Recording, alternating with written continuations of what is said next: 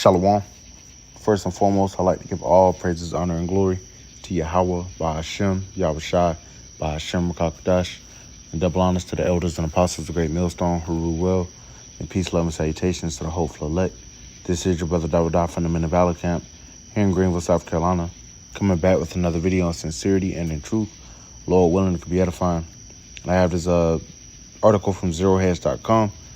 All right, getting into these diesel prices. All right, of course, standing upon our watch, paying attention to not only, so-called hip-hop culture or,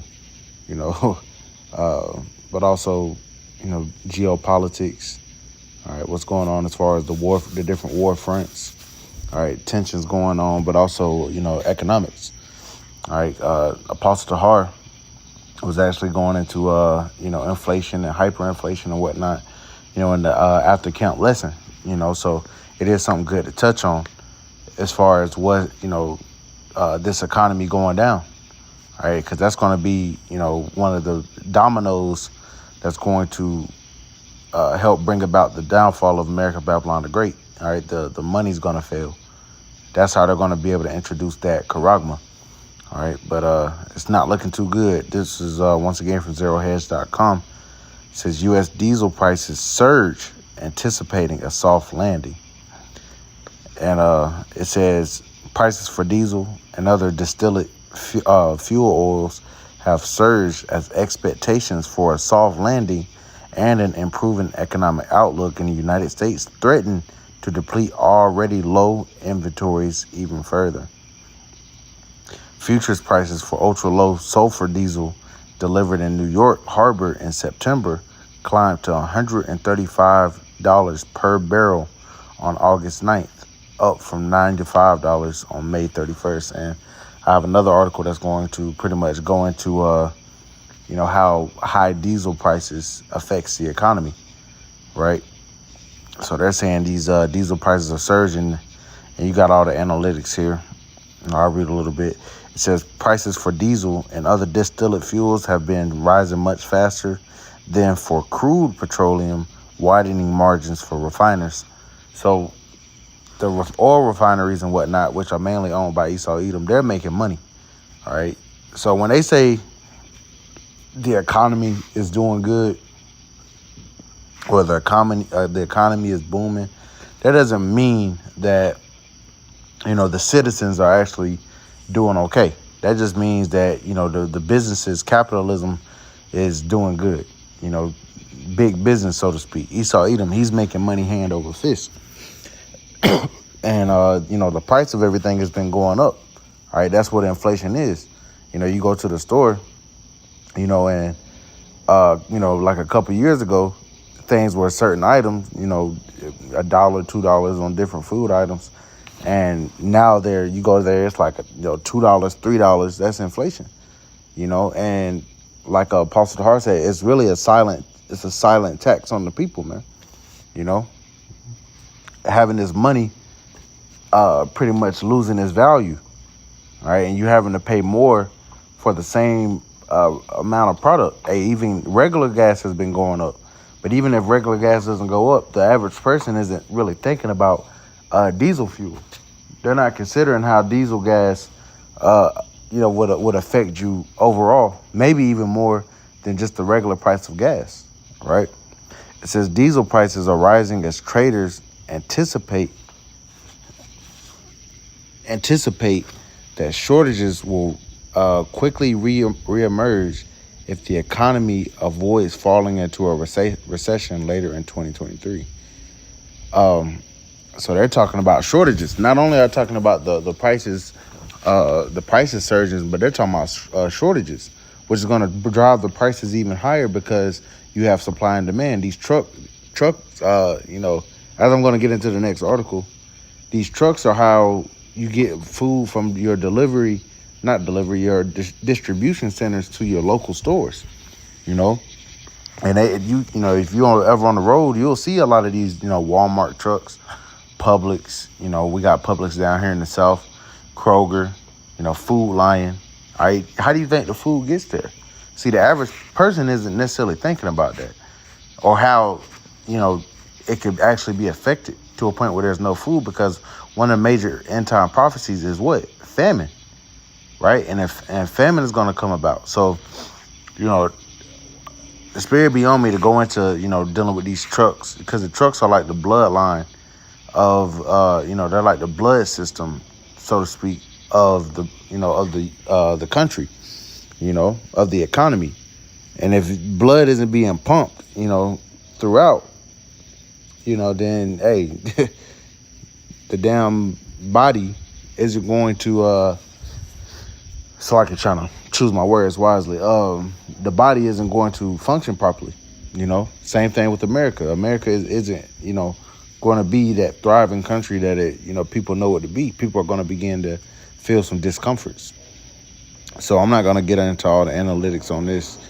You know, all the information is there, but we got the main gist. You know, the U.S. diesel prices are beginning to surge, all right, but also it's going to threaten shortages, okay, supply and demand. So it said, this is from Forerunner Insurance Group, and a little bit of information on this. It says, when you buy an item in a store, you might not think about how that item even got there, or how that item got there, and that's mass majority of people. You know, when you go get your milk, your eggs, you know, your chicken, your beef, all right, your steaks and whatnot, it didn't just fucking manifest into on the shelves, man. People it's a lot, you know, it's a process, man. And the trucks is one of the main things. It says you might simply see it, pay for it, and exit. Well, the item was likely driven to the store in a semi-truck. I mean, you see them all the time. If you pay attention, you see them all the time on the highway. It's how many items go from the factory to shelves inside stores. However, many Americans are starting to realize just how important truckers are to the country, right? Like I mentioned, being the bloodline. It says trucking is an important sector of the United States economy. It is how goods are transported to where they are needed. Earlier this year, the trucking industry began to see the harsh impact of high diesel fuel costs. Economists feared that the rise in costs would lead to a crisis. Recent reports show the cost of diesel fuel is starting to drop. Some are concerned with how long this downward trend will last. So this article or this information isn't new, but the article I just read in Zero Hedge about diesel prices surging, that was today or yesterday. Okay. So it basically reversed itself. It says, what causes the rise in diesel fuel costs? According to the U.S. Energy Information Administration, a rise in diesel fuel prices is determined by 4 factors: the cost of crude oil by refineries, refining costs and profits, distribution, marketing, and retail station costs and profits, taxes, federal, state, county, and local government. However, the price of crude oil is by far the largest factor in determining diesel fuel prices. Crude oil is a raw material used to make gasoline and diesel fuel. Since late 2021, the price of crude oil has been increasing. And crude oil, you know, that definitely deals with, you know, your local gas, you know, gas you put in your car. Since crude oil is a raw material used to make gasoline and diesel fuel, since late 2021, the price of crude oil has been increasing. Many attributed that rise to the conflict between Russia and Ukraine. And right, because Russia is one of the largest oil-rich countries. It says this didn't just impact prices in the United States, it affected the global oil market in the form of higher diesel prices. It says higher fuel costs causes ripple effect. High diesel prices heavily impact the trucking industry, which in turn affects the country's supply chain. See, you know, then supply chain goes into how you get your goods, all your goods and whatnot, whether it be food or whether it be, you know, household products or anything, you know, cars, man, you know, there's a lot that you know, this shit affects. It says trucking companies had to figure out creative ways to make money while battling high diesel prices. Some were concerned that the higher prices would cause the industry to reach a financial point, which it could not recover from. Economists estimated that diesel prices rose over 76% in 2021. There are concerns that if the prices don't drop it low enough, it could lead some trucking companies to close their doors. And we saw that I think that trucking company called Yellow, laid off a bunch of people, if not closed business altogether. I didn't look too much into that. It says this mostly applies to new businesses and smaller companies that operate with 20 trucks or less. So that's pretty much your local. Have a little fleet. You're a contractor or whatever. I'm not sure the proper terminology, but you might have a little fleet. You might have a little business. All right, you will be affected most, and that's what Esau wants, man. All right, your Walmarts and your big distribution, big trucking companies, they'll be okay, man, because they tapped into the system. Once again, Esau has a construct that if he's trying to do away with the middle class, it's only going to be the wealthy and it's going to be the serfs, man.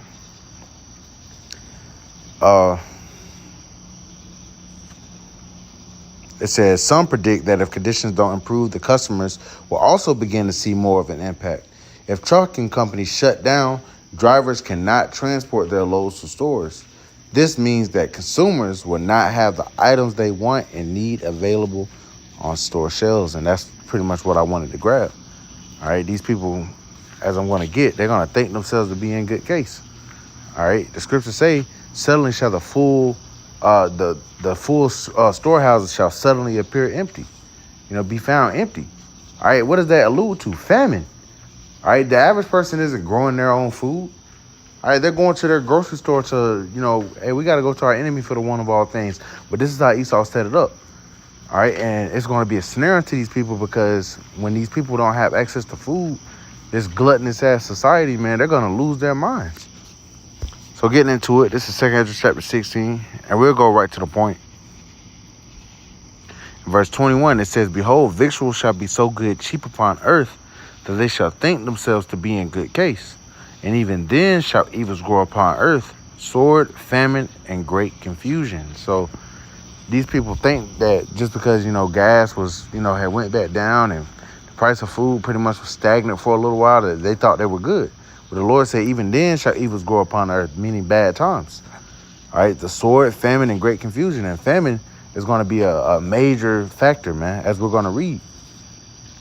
It says, verse 22, for many of them that dwell upon earth shall perish of famine. And as I always say, there's only one cure to famine, and that's to eat. All right, but if you don't have anything to eat, man, and these people haven't experienced what it's like to not have food, because this is a first world country. All right, and these people are very entitled.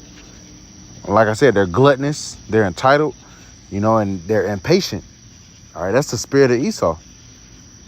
And when there's a lack of food, these people are going to very much, begin raiding each other. You read 2 Ezra 15 chapter.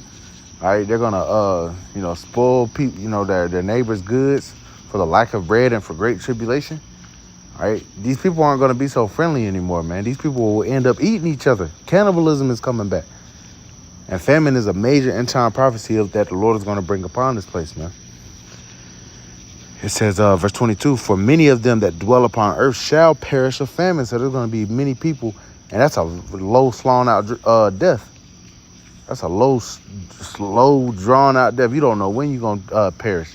Like it says in the book of Lamentation, they that be slain with the sword are better than they that be slain with famine or hunger, So you better off getting, pretty much you get shot or you get stabbed up or whatever. All right, you bleed out, you die. All right, but when you perish of famine, man, your body is eating itself, deteriorating. The average person can go, it's not healthy, but you can go 30 days without food. You can only go a couple days without water, but you can go weeks without food, man. All right, and you're not gonna have energy, because that's where we get our energy from. A lot of it, even though there's no energy, there's no nutrition for real in these foods that we consume. That's why the Spirit has been on brothers, to pretty much wise up on that. And, but your McDonald's, your Burger King, and all your fast food joints, man, you're not getting any nutritional value out of that. All right. So it says, and the other that escape the hunger shall the sword destroy, because you have the spirit that's on different, especially Edomites that be prepping food, and, they kind of have an idea, yeah, you might escape the hunger. You know, you might escape the famine, but the sword gonna get you, man.